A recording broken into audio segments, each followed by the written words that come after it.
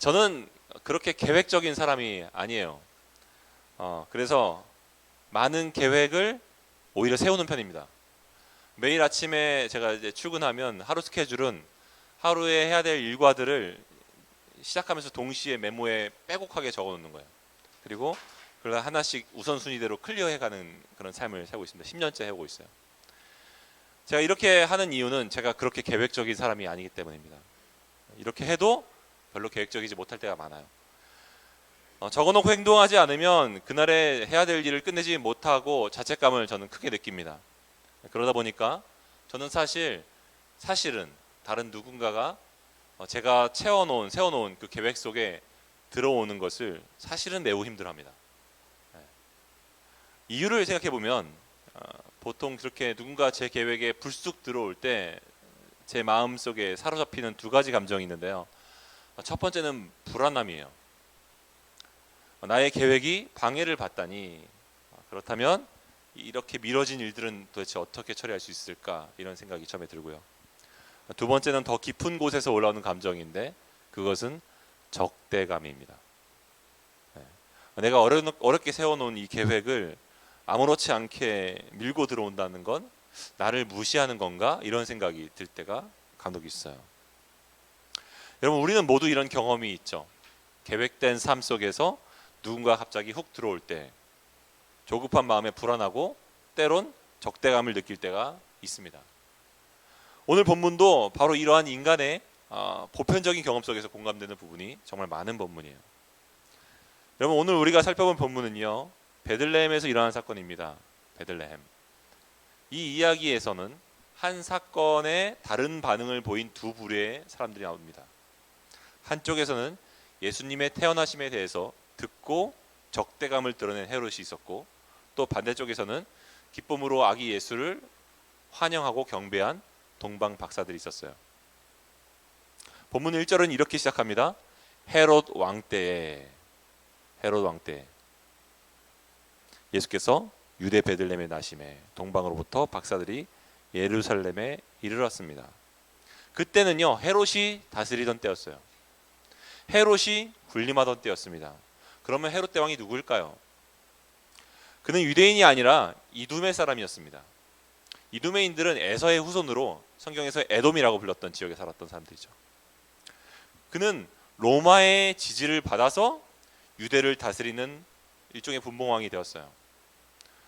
결코 진정한 유대인의 왕이 될 수는 없었습니다. 혈통이 안 맞으니까요. 자, 역사가들은요, 이 헤롯이 매우 권력에 집착했던 사람이었다고 기록하고 있습니다. 대단히 권력에 집착해서 극도록 주변에 경계했대요. 그래서 그 권력에 대한 집착이 어느 정도 심했냐면 자기 가족들도 경계했습니다. 그래서 자기 첫 번째 와이프도 죽였고, 자기 첫 번째 아들도 죽였고, 자기 첫 번째 장모도 죽였어요. 그는 통치 말기에 더욱 의심이 깊어졌습니다. 편집증적인 모습을 보였어요. 자신의 왕자를 위협할 수 있는 그 어떤 것도 용납하려고 하지 않았습니다. 반면에 동방 박사들은요, 어떤 사람들이었습니까? 이들은 헬라어로 마고이라고 불렀습니다. 마고이.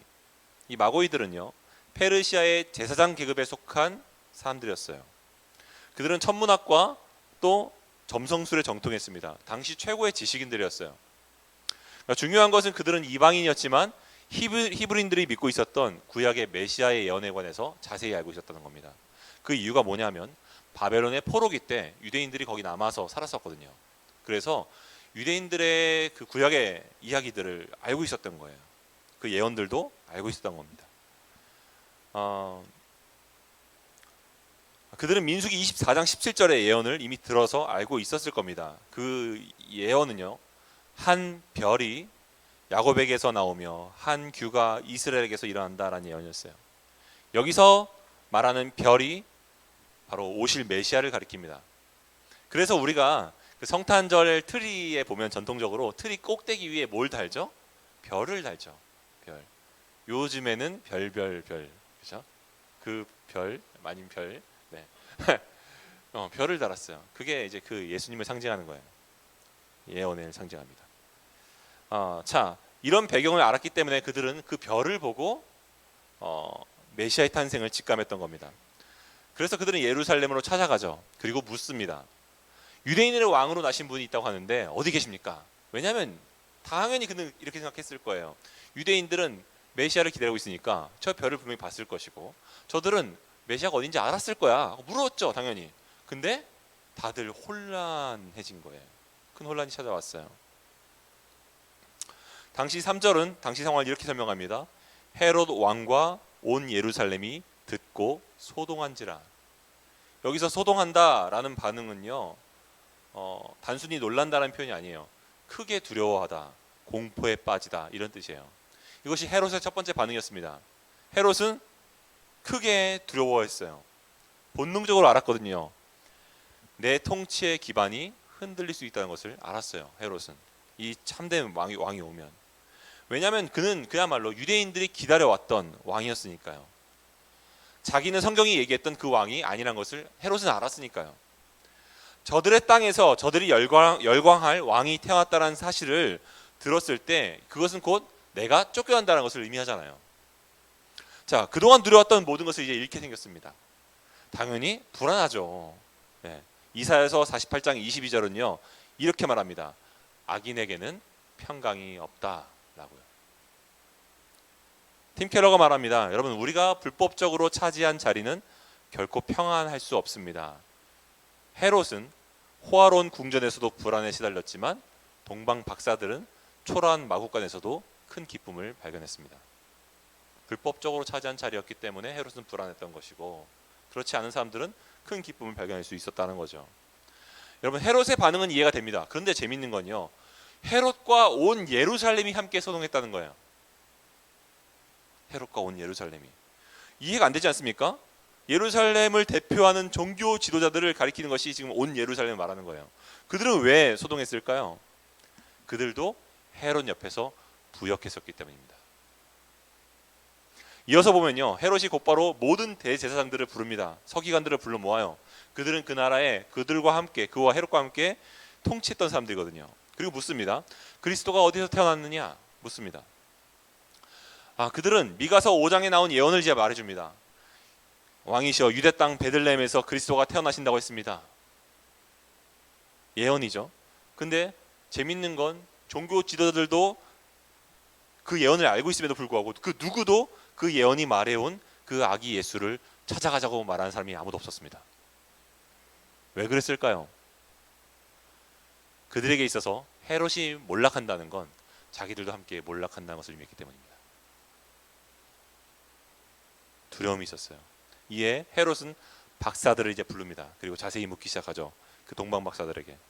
2장에서는요 총 3번 등장하는 단어가 있습니다. 그것은 자세히라는 말이에요. 자세히 묻다. 여기서 자세히 묻다는 말은요 정밀히 조사하다, 정밀히 조사하다는 뜻이에요. 마태복음 2장 7절에 첫 번째 자세히가 나옵니다. 우리 같이 읽어볼까요? 시작.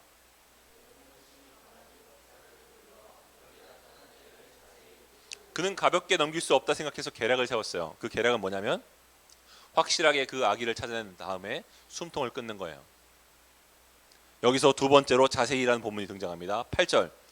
가서 아기에 대하여 자세히 알아보고 찾거든 그 아이가 확실하거든 내게 고하여 나도 가서 그에게 경배하게 하라. 이 말은 거짓말이었어요. 그는 혹시나 박사들이 잘못된 정보를 줄까봐 계획이 한 번에 성공되기 위해서 자세히 알아보고 찾거든이라고 말했습니다. 본래 그의 계획은 저들이 돌아와서 말해주면 가서 조용히 그 메시아를 찾아 죽이고 자기가 계속 왕으로 군림하는 거예요. 근데 그의 그 일은 이루어지지 않았습니다. 왜냐하면 하나님이 개입하셨거든요. 박사들이 아기 예수를 찾아서 크게 기뻐하며 그 집에 들어가 경배합니다. 그런데 하나님이 꿈에 그들에게 지시하시는 거예요. 헤롯에게 돌아가지 말라고요. 12절 같이 읽어보겠습니다. 그들은 꿈에 헤롯에게로 돌아가지 말라 지시하심을 받아 다른 길로 고국에 돌아가니라. 이에 세 번째 자세히가 등장합니다. 16절이에요. 이에 헤롯이 박사들에게 속은 줄 알고 심히 노하여 사람을 보내어 베들레헴과 그 모든 지경 안에 있는 사내 아이를 박사들에게 자세히 알아본 그때를 기준으로 하여 2살부터 그 아래로 다 죽여라. 예수님이 태어날 법한 그 시기에 아이들이 태어난 아이들은 다 죽이라는 거죠. 여러분, 권력에 대한 집착이 얼마나 파괴적인 결과를 가져옵니까? 그는 자신의 권력을 지키기 위해서 아무런 상관도 없는 아기들을 지금 다 잔혹하게 죽이라고 말하고 있는 거예요. 그런 결정을 내렸습니다. 여러분, 아마 그는 처음부터 이런 사람은 아니었을 거예요. 그는 권력에 취했고 그 권력에 중독되었고 그 권력에 대한 집착이 그를 위험천만한 사람을 만들었습니다. 사랑하는 여러분, 19세기 영국의 역사가였던 존 액턴경이 말한 것은요, 권력은 부패하는 경향이 있다. 절대 권력은 절대 부패한다고 했어요. 최근에 우리나라에서도 뭐 좋지 않은 일이 있는데, 여러분, 어떤 사람도 권력을 쥐게 되면 누구나 다 그 권력에 자신의 마음이 타락하기 마련입니다. 정말로 많이 신중해야 되고 경계가 필요하고 그런 것이죠. 네, 인간의 마음은요, 힘을 주면요 부패해요. 그래서 여러분들 아실 겁니다. 여러분들이 회사에서나 어디서나 뭔가 자리가 주어지고 직급이 주어지잖아요. 여러분들은 여러분들 마음속에서 내 마음이 부패하고 있다는 것들을 발견하기 시작할 겁니다. 점점 더 느낄 거예요. 그건 내가 아랫사람일 때 느낄 수 없었던 감정입니다. 여러분, 절대 권력일수록 절대 부패하기 마련입니다. 하지만 하나님께서는 이번에도 아기 예수님을 지키셨어요. 마태복음 2장 13절에서 15절에 이렇게 말합니다. 그들이 떠난 후에 주의 사자가 요셉에게 현몽하여 이르되 헤롯이 아기를 찾아 죽이려 하니 일어나 아기와 그의 어머니를 데리고 애굽으로 피하여 내가 너에게 이르기까지 거기 있으라 하시니, 피해서 달아나 있으라는 거예요. 헤롯이 아기를 죽이려 하니까. 14절, 요셉이 일어나서 밤에 아기와 그의 어머니를 데리고 애굽으로 떠나가 헤롯이 죽기까지 거기에 있었으니. 여러분, 세상에서는요 헤롯을 당할 자가 없을 것 같이 보여요. 한낱 가난한 목수인 요셉과 마리아가 어떻게 아기 예수를 지킬 수 있겠습니까? 누가 봐도 불가능한 일이죠. 그런데도 이것은 가능했어요. 왜냐하면요, 하나님이 우리와 함께 하셨기 때문입니다. 여러분, 우리가 인생을 살아가면서 우리 앞에 놓여져 있는 어떤 부당한 상황들, 또 우리의 신앙을 위협하는 상황들이 있을 수 있죠. 네. 신앙과 어떤 삶을 저울질해야 할 때가 있을 수 있습니다. 근데 그때 우리가 왜 신앙을 택할 수 있는 이유가 있냐면 하나님께서 우리와 함께 하시기 때문입니다. 여러분, 그것을 기억하십시오. 망하지 않아요. 하나님이 우리와 함께 하시기 때문에. 마태복음 2장 9절에서 한나는 이렇게 기도합니다. 그가 그의 거룩한 자들의, 그러니까 여기서 그는 하나님입니다. 그가 그의 거룩한 자들의 발을 지키실 것이요 악인들을 흑암 중에서 잠잠하게 하시리니 힘으로는 이길 사람이 없음이로다. 여기서 잠잠하게 된다는 말은요, 무덤에서 말을 할 수 없게 된다는 뜻이에요. 죽음을 의미하죠. 여러분, 악이 승리하는 것 같은 시대에서 결국 하나님은 그의 사람들을 지키시고 악인들을 잠잠하게 하십니다. 힘으로는 이길 방법이 없어요. 하나님이 우리를 도우시기 때문입니다. 저는 나머지 이 종교 지도자들의 반응이 충격적이었어요. 그들은 평소 메시아가 베들레헴에서 나실 것을 알았음에도 불구하고 미가서의 예언을 줄줄 외울 수 있었음에도 불구하고 한 사람도 베들레헴으로 향하지 않았기 때문입니다. 지식은 있는데 그 지식이 삶으로 연결이 안 되는 거죠. 그들은 결국 지식은 있었으나 믿음이 없었던 거예요. 참된 믿음이. 여러분, 그런 의미에서 혈통적인 유대인이 진짜 아브라함의 후손이 아니라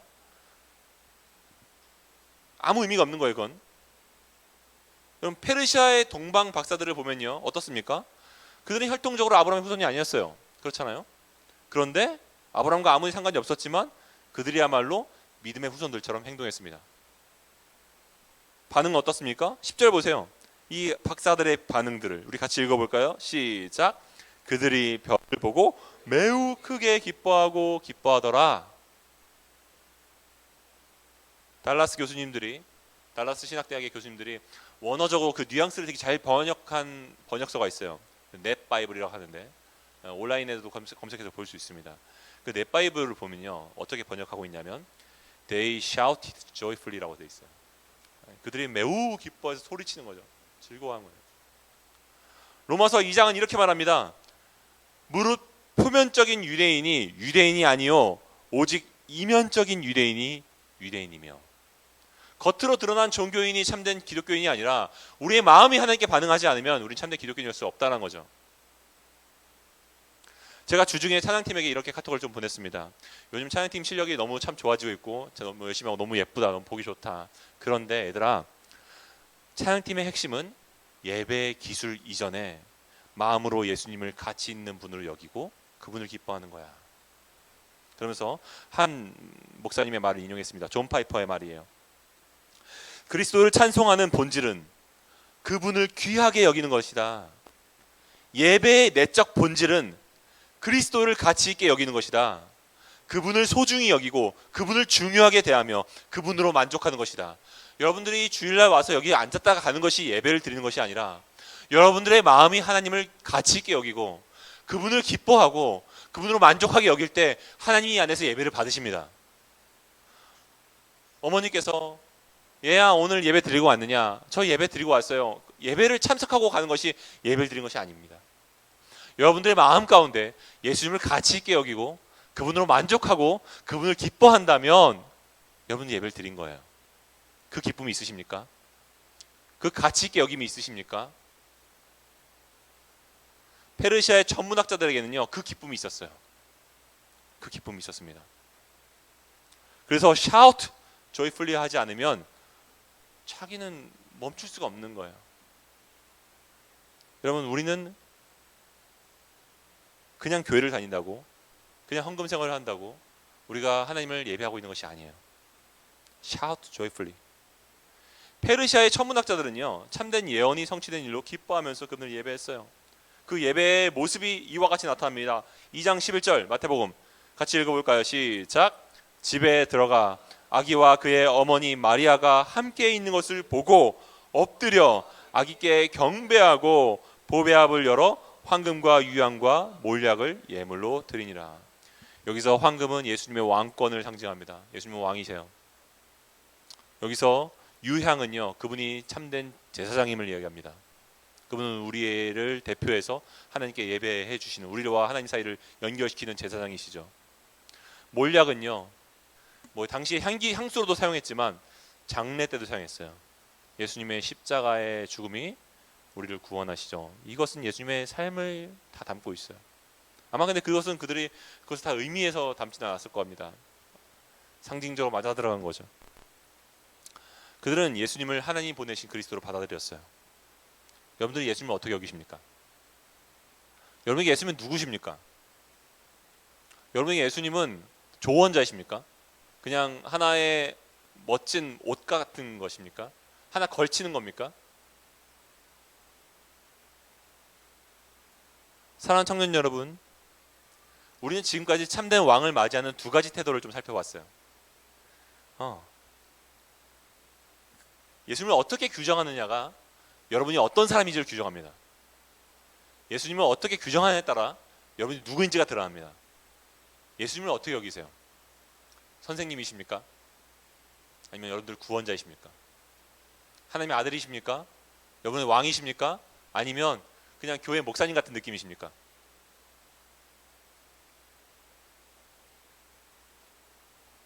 여러분, 가장 기독교 신앙이 흥왕했던 예루살렘 시대에서도 내 삶의 주인 노릇을 하던 거짓 왕이 있었어요. 헤롯이었어요. 여러분들 그들의 편에 서시겠습니까? 아니면 이방에 살고 있었지만 예수님을 참된 왕으로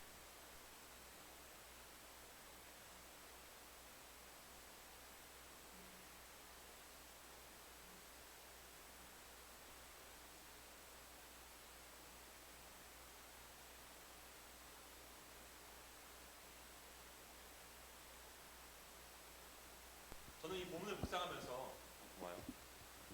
작은 헤롯이 우리 안에 뿌리 깊이 박혀 있다는 것을 발견했어요. 여러분, 우리 안에 작은 헤롯이 뿌리 깊게 박혀 있습니다. 그 첫 번째 증거가 뭐냐면 미친 듯이 커리어를 쫓는 거예요. 미친 듯이 커리어와 성공에 과도한 집착을 보이는 겁니다. 하나님보다 더 중요한 우상이 되어서 하나님과 사람에게 최소한의 예만 다하면서 만들어낸 이 우상은요, 우리가 또 다른 헤롯이라는 사실을 드러냅니다. 그렇잖아요. 하나님께 최소한의 예만 다하고 사람들에게 최소한의 예만 다하면서 미친 듯이 커리어를 쫓고 있다면 여러분들은 헤롯이 된 거예요.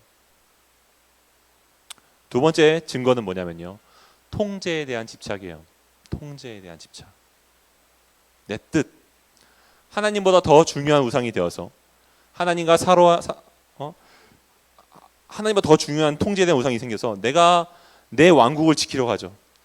여러분들의 삶 속에서 하나님도 건들 수 없는 영역이 있습니까? 하나님, 저 이거는 건들면 안 돼요. 뭐 제 결혼 문제, 제 뭐 직장 문제, 제 미래 문제, 제 통장 하나님 못 건드십니다. 제 계획도 못 건드세요. 하나님의 할아버지가 와도 못 건드세요. 여러분들은 헤롯이 돼 있는 거예요. 세 번째는요, 하나님의 주권에 대한 저항입니다. 우리는 종종 문화센터의 강사처럼 예수님을 대해요. 그리고 그렇게 예수님을 내 삶에 조금 더 보태는 역할로 정도 생각합니다. 내 삶에 도움이 되면 좋고 아니면 말고, 그분을 왕으로 모시기를 바라지 않아요. 마치 성경의 부자 청년처럼 말입니다. 부자 청년은 예수님한테 이렇게 말했어요. 예수님, 저와 함께 해주시면 제 인생의 몇 퍼센트를 예수님께 드리겠습니다. 이렇게 얘기했어요. 여러분, 우리가 예수님을 이처럼 내 삶에 조금 도움이 되는 혹은 모범으로만 생각한다면요, 우리는 예수님을 윤리 선생님으로 여길 뿐인 거예요. 그분은 우리의 구세주가 될 수 없습니다. 여러분, 그렇다면요, 예수님은 여러분들의 삶을 개입하실 수 없고 여러분들의 삶을 구원해낼 수 없어요. 여러분들을 진정으로 도와줄 수 없습니다. 여러분들이 예수님의 주권을 인정하십시오. 예수님이 왕이라는 걸 인정하십시오. 여러분들이 왕이 아니라 여러분들의 인생에 예수님이 왕이라는 것을 인정하셔야만 예수님이 여러분들의 삶을 다스리십니다.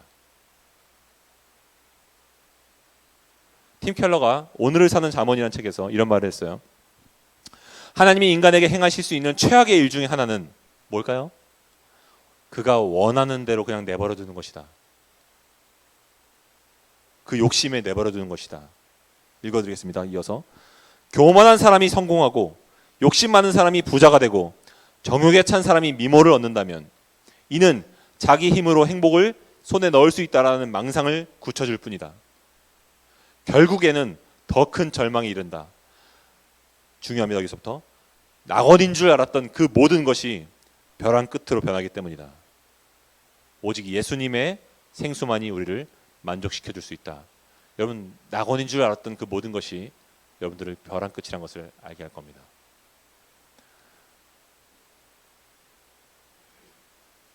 뭐 전 자주 그런 예를 좀 드는 편이지만 대표적인 예로 한번 보죠. 축구 선수 중에 호날두 같은 경우가 있어요. 미친 듯이 축구를 하죠. 뭐 어마어마하게 열정을 다해서 자기 관리를 합니다. 어마어마하게. 이혼했어요. 이혼했죠. 불륜했나? 이혼했어요. 그 가족들과 그 아내와 그 아이들은 아버지남을 경험하지 못하고 남편남을 경험하지 못하고 완전히 가정이 박살났습니다. 미친 듯이 쫓았던 그 자리에서 경험했던 것은 낙원이 아니라 벼랑 끝이었던 거예요. 여러분, 헤롯은 합리적인 판단을 잃어버렸어요. 그는 도덕적으로 타락했고 백성들의 신뢰를 잃어버렸습니다. 결국 그의 폭정과 광기는 주변 사람들을 다 멀어지게 만들었어요. 그를 고립시켰습니다.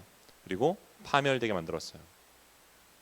권력에 대한 맹목적인 집착과 두려움이 만든 비극적인 결말이에요.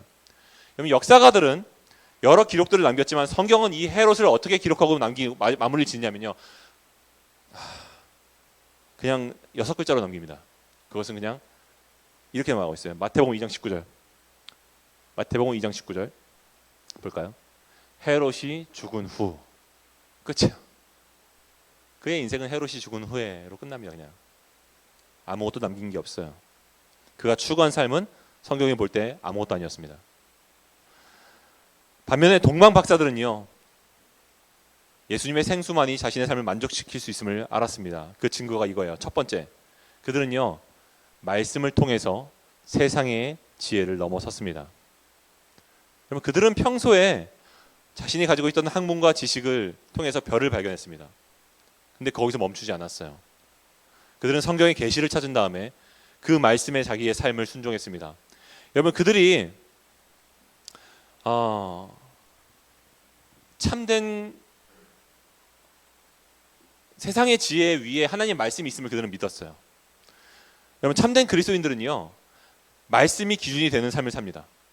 세상 풍파가 내게 엄습하지만 어떻게 됩니까? 두리번 계획을 세우고 세상의 지혜에 볼 때 옳은 판단을 내리는 것이 아니라 하나님의 말씀이 말하고 있는 바를 따르는 겁니다. 하나님의 말씀이 말씀하고 계시기 때문에 그 말씀의 기초의 삶을 살아가는 거죠. 여러분, 하나님의 말씀이 기준이 된 선택을 내리는 삶을 사십시오. 어떠한 유혹이 있어도, 어떠한 지금 조급함이 있고, 어떠한 쫓김이 있어도 여러분 하나님의 기준을 따르십시오. 여러분들의 선택들은요, 꽤나 지혜로워 보였지만 어리석은 판단한 것을 알게 될 겁니다. 왜냐하면 이 세상을 하나님이 다스리시기 때문에 그래요. 하나님이 보고 계시기 때문에 그래요.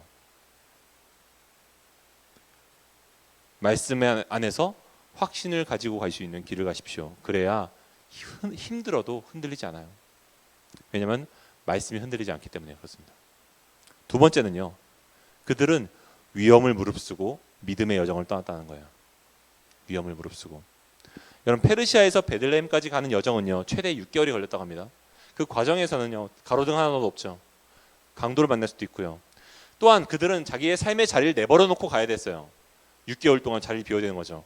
내가 회사에서 내가 창업주인데, 아니 뭐 내가 뭐죠? 이렇게 창업을 해서 뭘 운영하고 있는데 6개월을 비운다고 하면요, 회사는 망하는 거예요. 그렇지 않겠습니까? 근데 그 위험천만한 여정을 떠났어요. 왜냐하면요, 그들에게는 예수님을 만나는 것이 다른 모든 것보다 가치가 있었기 때문입니다. 더 중요한 일이었기 때문입니다. 여러분 인생에서 모든 것보다 더 가치 있고 중요한 분이 있는 삶이 되었으면 좋겠어요. 여러분들의 삶 속에서 세상에서 이것도 중요하고 저것도 중요하지 라고 말하지만, 여러분들은 그래 그것도 중요하지만 그보다 더 중요한 분이 있다고 라고 말할 수 있는 분이 되었으면 좋겠어요.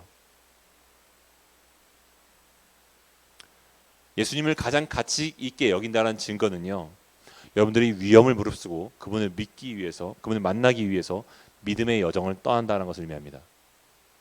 여러분의 삶 속에서 얼마나 믿음의 여정을 떠나고 계십니까? 얼마나 믿음의 모험을 떠나고 계십니까? 그것은 좀 나한테 부담스럽고, 그것은 나한테 좀 어려운 것 같고, 그것은 나한테 좀 포기하는 게 많은 것 같고, 그거 다 계산하면요, 여러분들 아무것도 못하는 거죠. 그거 다 계산하고 있다 보면 여러분들에게 하나님은 요만한 거예요.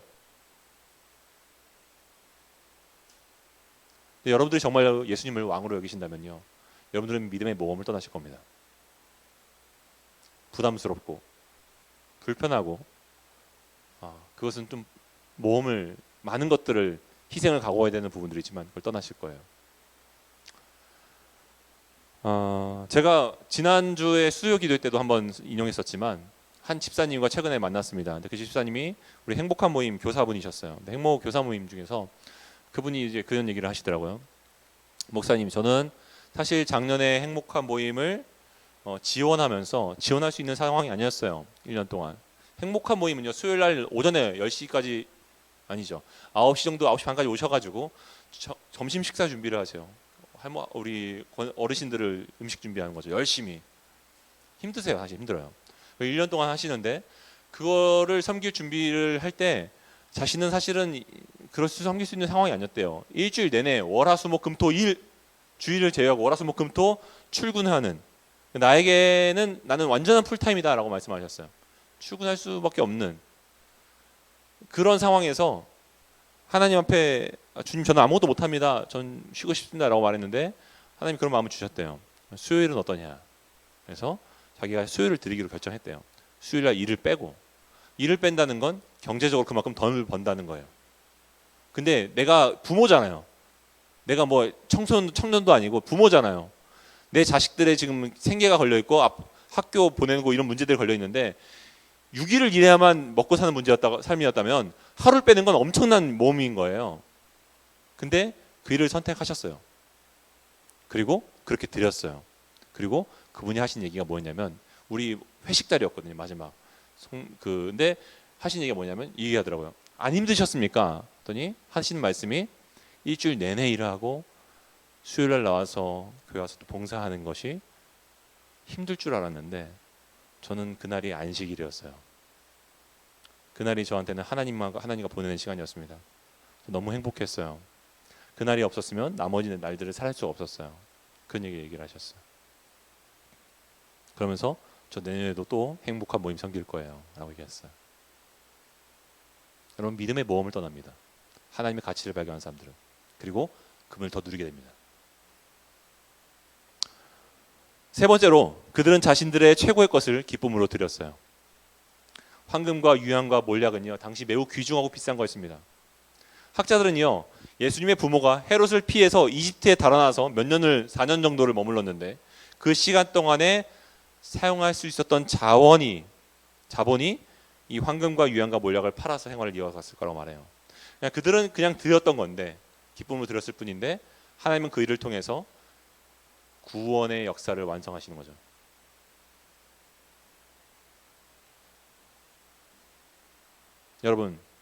여러분들의 삶 속에서 너무 계산하지 않으셨으면 좋겠습니다. 새해 예수님께 자신의 삶의 최고의 것을 드리십시오. 기쁨으로 드리세요. 그분이 내 삶의 왕이시라고 고백하십시오. 주저하지 마세요. 결론을 맺겠습니다. 사랑하는 청년 여러분, 오늘 우리 앞에는 두 개의 길이 있습니다. 하나는 헤롯의 길이에요. 자기의 왕좌를 지키려고 안간힘을 썼지만 결코 평안에 이를 수 없어요. 통제하려 할수록 더 큰 불안이 찾아오고 지키려 할수록 더 큰 두려움이 엄습하는 길입니다. 여러분들이 한번 그렇게 살아보세요. 모든 것이 내 손에 달렸다고 생각하고 통제해 보십시오. 거기에 하나님이 좋은 만큼도 개입할 수 없거든요. 여러분 더 불안해지실 거예요. 다른 하나는 동방박사의 길입니다. 세상의 지혜를 내려놓고 말씀을 따라 참된 왕을 기뻐하는 거예요. 찾아가는 거예요. 그들처럼 엎드려 경배하고 가장 귀한 것을 드리며 기쁨을 누리는 겁니다. 여러분 불안은요 힘을 쥐고 통제를 할 때 사라지는 게 아니에요. 여러분들 마음 가운데 있는 내년에 대한 불안이 있습니까? 내가 걱정하는 일들이 있습니까? 그 불안은요 여러분들이 통제하고 힘을 더 쥐려면 할수록 사라지는 것이 아니라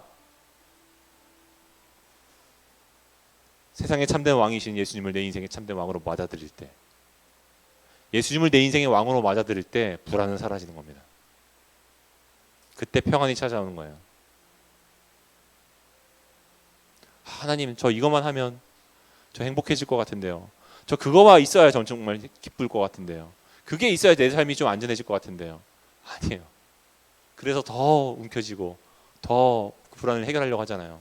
더 불안해져요, 여러분. 더 여러분들 미치게 만들 겁니다. 불안은요 내 인생의 참된 왕이 내가 아니라 하나님이라는 것을 발견하는 거예요. 그럴 때 그분이 내 삶 가운데 오셔서 개입하시고 그때 그분 안에서 내가 평안을 누리는 거예요. 그럴 때 내 상황이 내 삶이 내 계획대로 되지 않아도 여러분들 평안할 수 있고요. 그 누구보다 기뻐할 수 있습니다. 옆에 사람들이 치고 나가도 여러분들 너무 좌절하지 않을 수 있어요. 왜냐하면 예수님이 내 삶을 다스리시기 때문에. 카일 아일드먼이 한 책에서 이런 말을 했어요. 우리 대부분의 문제점은 자기의 방법이 통하지 않을 때마다 기도하는 것이 아니라 생산의 노력을 배가한다는 것이다. 우리의 본능은 결과를 만들어내기 위해 더 노력하기 시작하는 것이다. 가장 합리적으로 보이는 등식은 더 큰 노력은 더 많은 생산이라는 것이다. 이 전략이 통하지 않을 때 우리는 낙심하고 좌절하고 불안해하고 쉬이 지친다. 예수님은 모든 것이 연결해서 시작된다는 사실을 당신과 나를 포함한 모든 제자가 잊지 않기를 원하신다. 생산이 아니라 연결되는 게 핵심이다. 바라는 목표를 달성하는 것보다 예수님과 연결돼서 예수님 안에 거하는 것이 우선이다. 사랑하는 청년 여러분, 제가 여러분들을 만나서 종종 얘기를 나누다 보면요, 여러분들한테 종종 이런 얘기를 듣곤 합니다. 예수님 좋죠. 그런데요, 저는 그분이 내 삶 가운데 직접 개입하는 걸 원하지 않습니다. 저는 그분이 제 삶 가운데 들어오는 걸 원하지 않아요. 제 계획 가운데, 제 플랜 가운데 예수님은 없어요. 제 회사 생활, 제 예금 통장, 제 미래와 제 계획. 사랑하는 청년 여러분, 예수님은 지금도 우리의 계획된 삶으로 그분이 들어오기를 원하세요.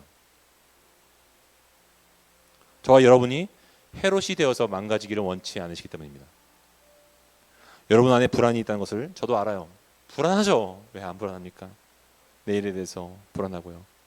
네. 저도 불안해요. 불안을 느껴요. 여러분의 계획이 세상의 지혜가 더 옳다라는 강력한 확신이 계속해서 아마 들 거예요. 헤롯도 그랬어요. 여러분 헤롯도 그랬다는 것을 기억하십시오. 예수님은요, 저와 여러분의 불안과 통제 욕구를 평안으로 바꾸기를 원하세요. 우리의 작은 계획들을 그분의 큰 계획 안에서 다루기를 원하십니다. 그러므로 예수님께 나아가십시오. 예수님께 자기의 삶을 드리기를 두려워하지 마십시오. 그분이 여러분들의 자동차의 핸들을 잡기를 두려워하지 마시고 내어드리십시오.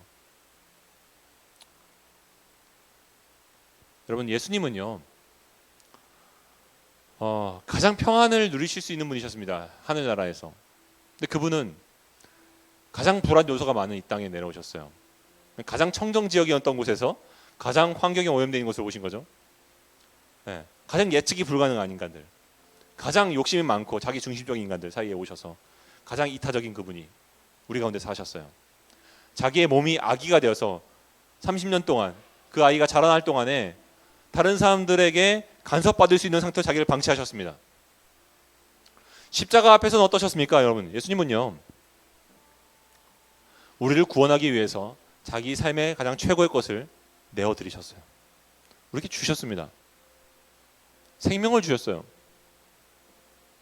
우리를 헤롯의 절망에 빠지지 않고 우리를 구원하기 위해서요. 여러분, 예수님은요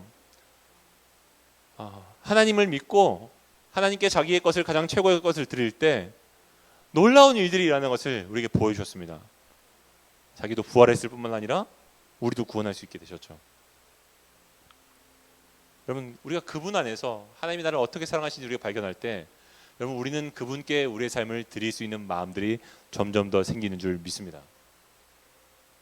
그분의 사랑 안에서 하나님의 사랑을 확신하기 시작할 때 우리는 그분을 사랑할 수 있는 마음들이 생겨나고요.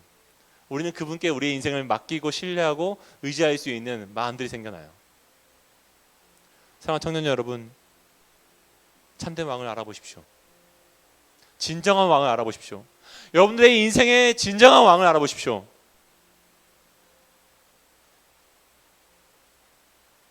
여러분이 왕이 아니라는 것을 인정하십시오. 하나님이 여러분들을 다스리십니다. 예수님이 왕이십니다. 예수님이 왕이세요. 예수님이 안전하게 지키실 거예요. 예수님이 붙드실 겁니다. 결혼 문제, 직장, 경제적인 문제, 건강 문제, 무엇을 염려하십니까? 예수님이 왕이신데요.